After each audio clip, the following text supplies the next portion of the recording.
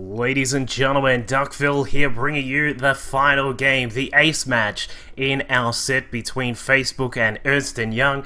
We've come through a couple of tight games there, and then in the previous game we saw our Protoss player from Facebook bring it back. We will be having another PvP here. It's going to be on Antigua Shipyard, and to introduce us, of course, I thought I'd bring in that the fantastic Inception sound yet again, playing for Team Ernst and Young here in the red on the left-hand side of Antigua. It is Andy and his opponent across to the right in the blue, playing in the previous set, doing a brilliant job and bringing his team into the final game. Will he be able to do it this time? It is Winkletoss. Alrighty, so let's see how this set goes in this final game. It's all down to this. Will Andy be able to come out and win another game, or will Winkletoss be the one who is going to take the victory here? This is, of course, these are not live, but in fact, this particular set I have not seen. So, sorry, this match I have not seen. Of course, I do have to sort of speed through the replays to just double check who wins to make those sexy overlays. But I have not seen this one, so this will be very interesting. I've totally not seen any of this game. Because we've all left it to fate to try and see what goes on. Let me just make sure everything's running properly. Yes, it is. Cool. So, Antigua, we talked about it in the PvP, sorry. We talked about it in the previous game. We have seen a lot of players starting to use Void Rays quite a lot now. If you actually, one of the new players, I've actually been meaning to do a couple of casts of him, Succeed, who has just recently joined Team Root. If you have a look at some of his replays, they're all available on the Root Gaming website.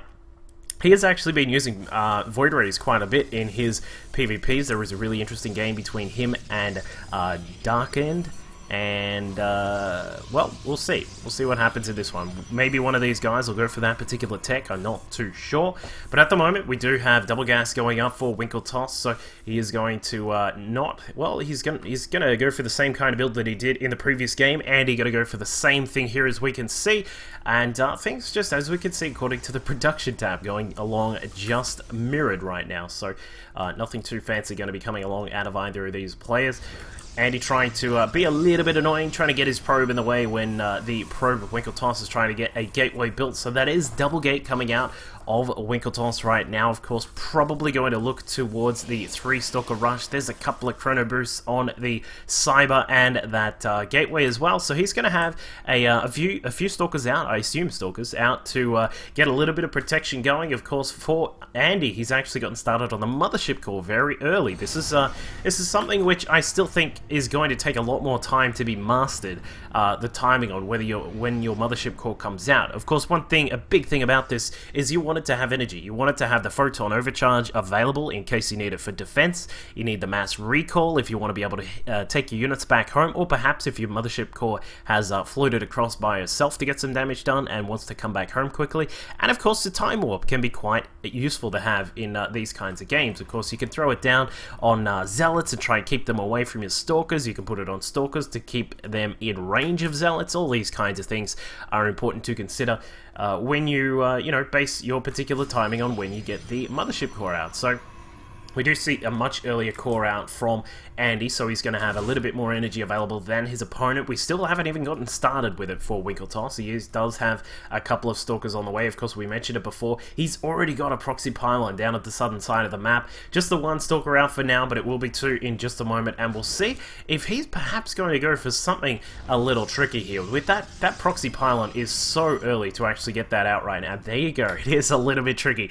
The Dark Shrine has gotten started for Winkletoss, so he is going to go for those DTs. Of course, keep in mind the Dark Shrine actually costs a little bit less to build now. It was 100-100 at one point during the beta, but that got toned down a bit. It's now 150-150, as opposed to the Wings of Liberty, where it is 125-250, if memory serves me right. No joke, guys. I have been playing so much Heart of the Swarm and watching an incredible amount of Heart of the Swarm replays lately, so I've started to forget some things from Wings of of Libby, but no matter at all, of course, we do have, he's getting started on a robo facility, so Andy is going to get, he's going to try and get an observer out to try and deal with the DT that might be coming along very soon.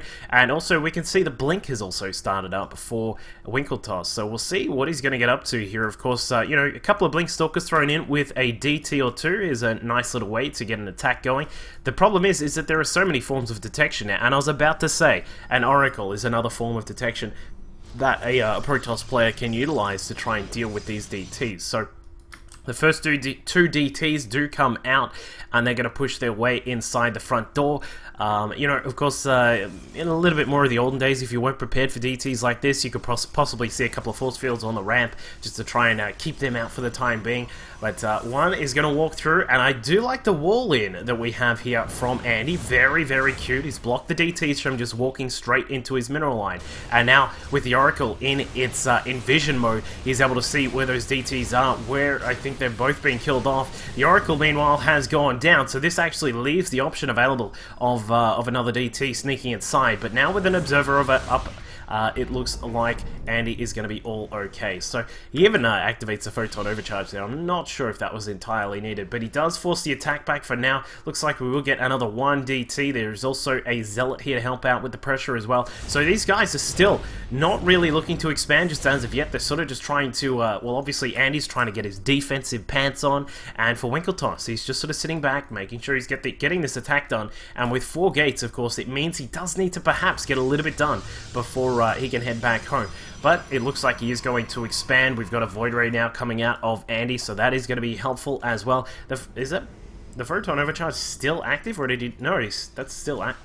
I don't know what's going on with that. That is a long time for that. Maybe you did put a second one on. But it looks like Andy is finally pushing out. Of course, the Void Ray adding in its 16 damage. Well, more than 16 damage per second there. A high rate of fire, of course, on the Void Rays. And with the beam activated, the Stalkers will have to be very careful. Despite having Blink, they still do take a ridiculous amount of damage. So he's going to try and stick around, maybe get a little bit more damage done, blinking back one at a time. Very cute from Winkletoss. He may even get this Void Ray here. If he can get that, he's going to be very happy. And down it goes. So the expansion of Andy may be a little bit premature here with those Stalkers just threatening from the outside. They could certainly force a cancel on this, and force a cancel they will, I would assume. There is no real way for Andy to defend this. He does have another Void Ray out, but just nothing else on the ground, so there is no real protection for the Void Ray that is up in the sky, apart from a couple of Stalkers, a couple of Zealots as well, and it looks like Winkletoss is just going to force his way in. The Photon Overcharge activating on the Nexus, taking a couple of shots there, some of those Stalkers, so he will have to be, you know, just falling back for the time being. Be very careful, of course. You can actually see, this is something which I find really interesting, you can actually see the dotted line, like the area of effect of the Photon Overcharge, and then it disappears when it deactivates. I kind of find that a little bit weird. It's sort of, it's like saying when your opponent has unsieged. It's kind of funny. But back at home, Winkletoss, let's look at the worker count. We've got him up at 27. Of course, he has had to sort of skimp on the worker production for a short while as he was putting on all that pressure with his Blink Stalkers. He's still continuing to produce a couple of Blink Stalkers every now and then. But back inside the main of Andy, he's up to 33 workers and is looking relatively good right now. If he can perhaps grab a couple more Void Rays, maybe 1 or 2 extra Void Rays, push out, he can then certainly put a lot of damage on his opponent. And in fact, right at his front door, Zealots tanking at the front, Void Rays activating their prismatic alignment, and they are able to really downsize that force of Stalkers there, and it looks like Winkletoss is going to be forced back, at least for the moment, and we can see that Andy is just desperate to get this base up and running right now.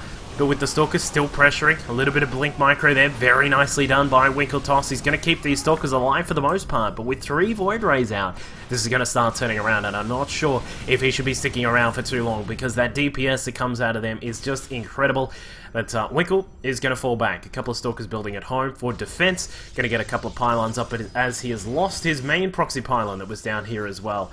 And so we will see this game transition out into a little bit more of a mid-game stage. The difference, of course, being that the economy, well, for a moment it was a lot better for Andy, but he had to halt production of the probes for a short while there, but I think he's back on it now. But in fact, no, he's not, because well, he was a little bit supply block, but he's fixed that up. Anyway, the point being, the economy is not perhaps where Andy would want it to be right now. He did lose a couple of his probes, but he has still continued to power up. And, you know, Winkeltoss, considering he was being the one putting the aggression on, he's done a really good job with keeping his economy up, keeping his macro up. We've got +1 weapons on the way. The Robo just getting out an observer to keep an eye on what's going on the map. And the Stalkers still continuing to harass. And it looks like we will have them maybe push inside. They might be able to get some damage done. What I really want to see is the Observer come up just around this spot so that Winkle can blink inside the main base and maybe get some more damage done in there. But it looks like he is just going to continue to pressure at the front door of the Natural at the moment. With the Photon Overcharge active, he will be forced to head back just for now. But he is, of course, still maintaining this worker lead right now with 39 probes active on the map right now for Winkeltoss. His opponent has 39 as well, but he's just a slight production cycle behind, I think, is the rough level of where things are at. Yeah, just a moment's notice behind. In fact, actually, it's relatively even now. But Andy, still keeping up. Of course, we've got these Void Rays in the air. We've got 5 of them in total now, and with +1 weapons, they're going to be adding in a little bit more extra damage there. Of course, that adds in and makes it 17 damage per, what is it, times 2, because it's per 0.5 of a second. And Winkle is not done yet. The Stalker's coming back inside. No target fire on the Void Rays, but he is able to get a little bit of damage done. The Void Rays, however, still number as 4 and are able to get a sizable amount of damage done. The army count looking, well, still relatively even for now. The worker supply, a slight difference with Andy just in the lead, and the army supply is starting to tip in favor of our Ernst & Young Protoss player. So we'll see how this goes. It looks like the Observer did get into position. A shift Q blink up there from Winkeltoss gets around about 8 Blink Stalkers inside the main, takes down a pylon. Maybe he'll be able to get a couple of extra units as well, but no, shift blinks out, and that is quite decent for him. So, you know, he got a couple of units, however, he's starting to lose these Stalkers here. I'm not sure what's up with that. He's actually looking to push inside the main base. The Photon Overcharge is now worn off. The Stalkers now in the main, going to start really doing damage here inside the mineral line. 11 worker kills in total. Has to blink out because he's not going to stick around too long with those Void Rays approaching. But, well, they actually have used up their alignment, and there you go. I was going to say, be very, very careful with those Stalkers, Mr. Winkeltoss, but he is keeping up a decent amount of harassment here. The only problem is that where is his tech going to come from? Of course, we do have the possibility of going to Archons, and, you know, they may add a little bit of extra usage in here. Of course, Void Ray is very famous for clumping up, of course, during the times of when Protoss would go for like, Void Ray Colossus in PvZ. You get a couple of good fungals off, and all of those units that clump up like crazy, it's like a hug fest. They just absolutely disappear. So it may be useful to grab some Archons, of course, very good at tanking damage as well, but it looks like he is going to try and get his third base in operation here. His opponent is also doing the same sort of thing. So these guys just sticking very, very even for now, though the supply difference is a little bit different with it favoring Andy for now. Part of that is a worker count. It's just 6 workers in front. And as we can see, a DT, slowly sneaking by like a snake, is able to get inside and may slash some of these probes up. He's going to get in there, takes down 1, 2, maybe 3. In fact, there's going to be a lot of them before he actually gets detected here. It looks like we will have the Observer finally coming back with some of these gateway units, just finally revealing that DT is in there. Not before this guy is able to get 10 kills, 11 kills in total before he is taken down.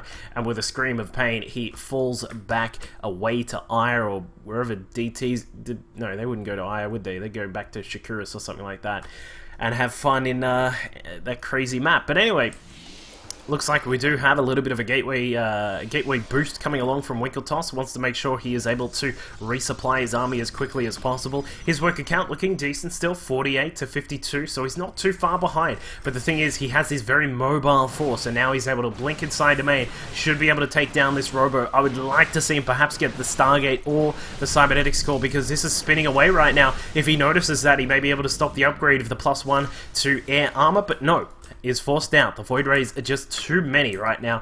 With their prismatic alignment active, these guys are now something to reckon with. We spoke about in game number 2, or no, game number 3. Yeah, game number 3 on Daybreak between John Oldman and who was it? Was it Andy? I think it was Andy.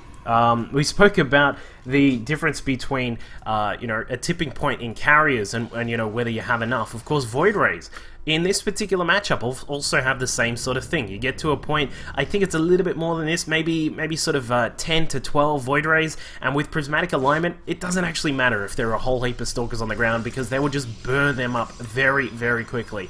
And, you know, especially when their +1 armor is now finished up, we got the Fleet Bacon on the way. He's going to add in that extra little bit of tech, enabling him to get a the Tempest if need be. He can also add in a couple of carriers if he really wants to, if we want to make this a very crazy, spectacular PvP game. But of course, it also adds in the options to go up to the +2 weapons and armor on the air units. So we'll see what Winkeltoss is going to do about this. It looks like he has brought in some Templar. We do have Storm researching, which is interesting to see. Of course, you know, if you're from the old days of Brood War, you would actually see Storm quite a lot in PvP, but that's because it did fantastic damage against the main units in PvP in those days, which was Dragoons. These days, because we do see a lot of Stalkers, very mobile Stalkers, as opposed to Dragoons, which were like walking through molasses sometimes if you weren't careful with them. These guys are very mobile, can get out of Storms very easily. The interesting point is what the Storm will be able to do against Void Rays. We mentioned how they clump up quite a lot. If Winkeltoss is able to get down a couple of really good Storms, he might be able to do something really nice with that, and of course we'll keep an eye on if something like that does come about. Winkeltoss, of course, his main base is now mined out. He's looking to possibly take a 4th base very soon, I would assume.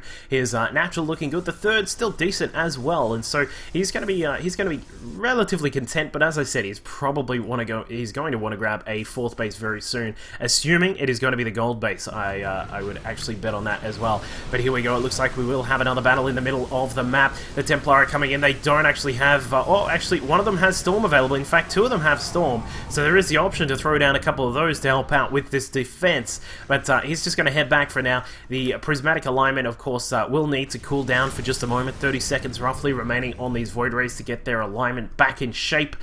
And as we can see, that is going to allow Andy to actually get his 4th base up here at the gold position in the center. So this is going to start getting very interesting soon for Winkeltoss unless he does something. The main issue that he has is that there is no real, like, apart from the Templar and maybe some Archons, there you go, he doesn't really have too many power punch units. We've got a lot of Zealots on the ground, which is That's gorgeous, but we're not dealing with a Zerg with lots of Zerglings. So he's just trying to throw away some of those minerals right now. But I mean, perhaps if these were used in a run-by or something like that, we could perhaps utilize the immobility of the Void Rays, because they are, well, they're not slow. They are a lot slower than, you know, some of the other more mobile units. Of course, you may have to warp in some units down here to defend if there were some Zealots down here.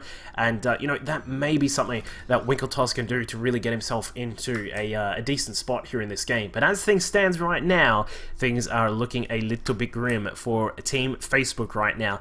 And as we can see, carriers have been added into the mix. +2 on the air weapons is also being researched right now. Andy with triple carrier production now coming out of his Stargates. He's also got a second Cyber just across to the side there. I missed that. That was actually +2 on air armor as well. And with that, the Graviton Catapult, if he can just crank that out a bit, he does have a little bit of extra minerals and gas right now. He's going to put himself in a fantastic position. Now, we do have both players just sort of posturing for position here. There is a random Stalker that has somehow made its way down here into the gold base of Andy, and Andy's just sort of not really too worried about that at all. I'm not actually sure what the deal is with that. He's getting a probe. No, I thought that was a probe going up for an attack here, but no, it looks like the Void Rays have activated the alignment. Storm's going down, very nicely placed, and that is actually doing a really good job against the Void Rays. But the fact of the matter is, the Void Rays so powerful there. They're very low in health, of course, as we can see, and the carriers up in the air helping out now as well. The Zealots and the last remaining DT on the ground are going to be the last bastion of hope here for Winkeltoss. He's doing his best. He's going to get this 4th base, no doubt about that,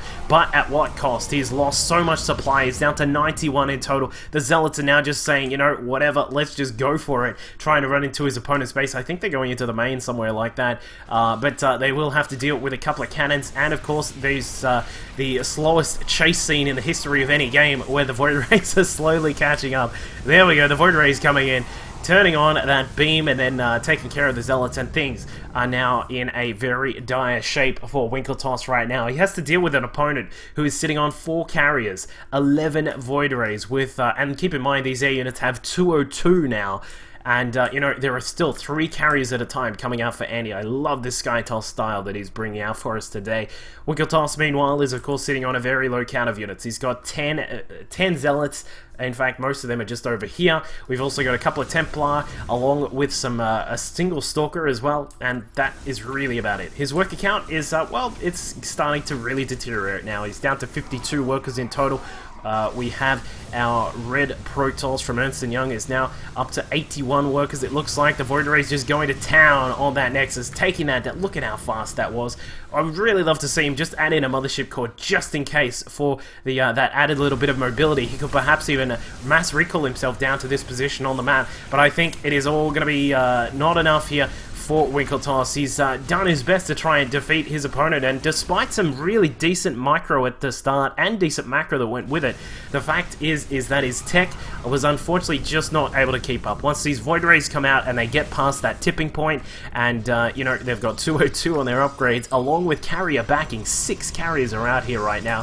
Things just get a little bit too hairy to deal with. So I think Winkletos is going to have to GG out very soon. He's up against a 192 supply opponent. He's only got he's only got 93 himself. And while the DTs of Winkle have been doing a fantastic job, look at the worker kill tally. 55 workers killed, yet it looks as if he's not going to win the game. I'm not too sure just as of yet. But finally, a couple of carriers are able, a couple of cannons, sorry, are able to be warped in here, and things are probably getting into preparations for 1A mode right now for Andy. He's just getting everything nice and prepared for this. A Zealot going to check out what's happening at this potential 4th base of his opponent. Able to take down the probe. There is a couple of gates and a pylon here, but I'm not sure what use that is going to be. The main is now mined out. The natural is just about gone. The 3rd, of course, is still looking not too bad, but I mean, when you've only got an income of around about 1,300 or less minerals, that is not going to be too good for your late game prospects here. So we do see Andy starting up 3-3 on his air upgrades, and the carriers coming across, getting prepared, firing away at some of those Stalkers, and the Storm's going down. The Storm's really adding in a lot of damage. Look at the shields of the carriers just pulsating constantly. Some of the Void Rays do fall to the floor, but that is just too much to deal with, and Winkletos is forced to GG. So Ernst & Young will be the victors here in week number 5 of the cast from the After Hours Gaming League Season 3. Hope you all enjoyed that set. It was a really interesting set of games. Of course, in set number 3, we saw a really fun air toss style from Andy, and bringing it back in game number 5, he has also showed us some more air toss, this time in PvP. So make sure you guys all say hello to me on Twitter. It's at DUCKVILLELOL, and of course you can also say hello on YouTube. That's youtube.com/DUCKVILLELOL, and of course make sure you check out the other viewers, the other casters in the After Hours Gaming League, and say hello to them. And I'll catch you all next week.